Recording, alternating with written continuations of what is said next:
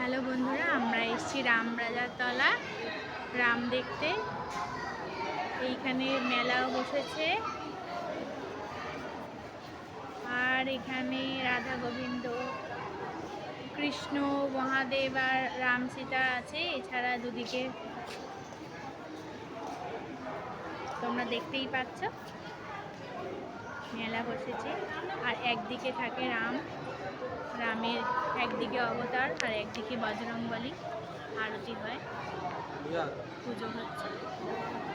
আর একদিকে থাকে রামের বামন অবতার।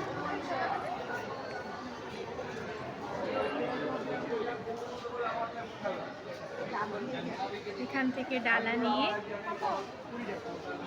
পুজো দেওয়া হয় রামের উদ্দেশ্যে। জয় শ্রীরাম।